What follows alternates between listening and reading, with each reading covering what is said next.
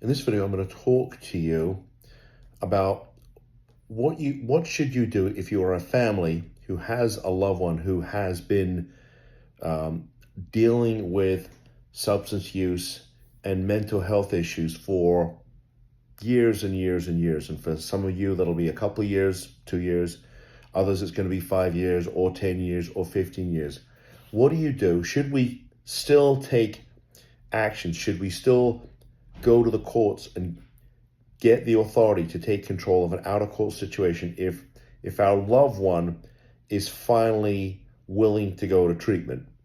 And this scenario comes up a lot where families have been dealing with a loved one who either has refused for a long time to go to treatment. They're refusing to take their medications. They're insisting on continuing with their behavior.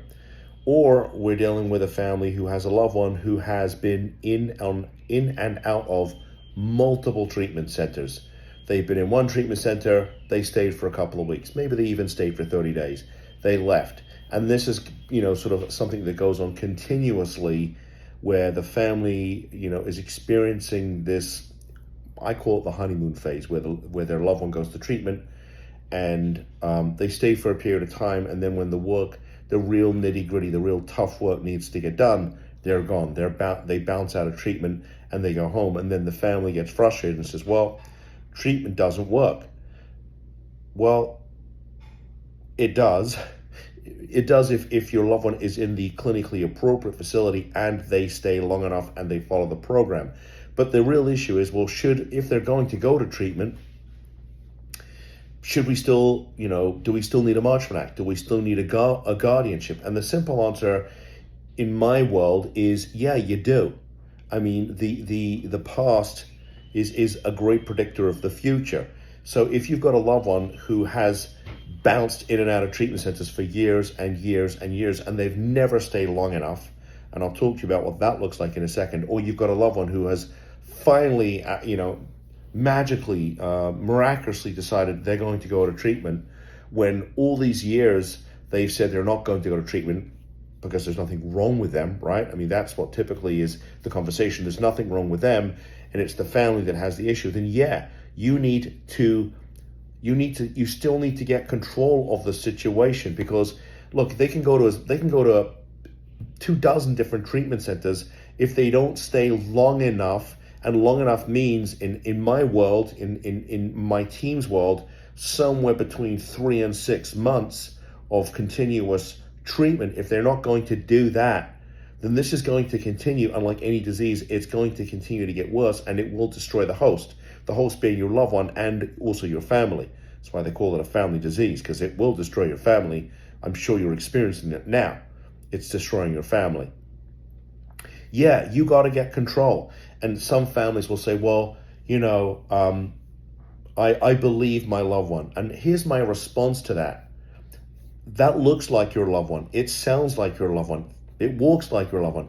That is not your loved one. Your loved one has had their brain kidnapped by this behavioral health issue. And it happened a long time ago. Okay, probably way before you even realized there was a problem.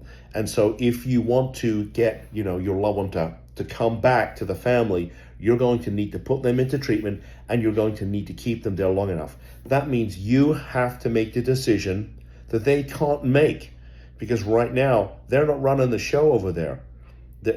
Something up here has their brain. Remember, their brain's been kidnapped. So this behavioral health issue they're dealing with is what's running the show. And it doesn't want to go to treatment. It wants to continue to live and thrive, which means they're going to either not go to treatment or they're not going to stay long enough. So yeah, even if they are in treatment right now, it is my recommendation that you make sure they stay and stay long enough and do what needs to be done and take their medications and stop them from spending time with people who are a terrible influence on them.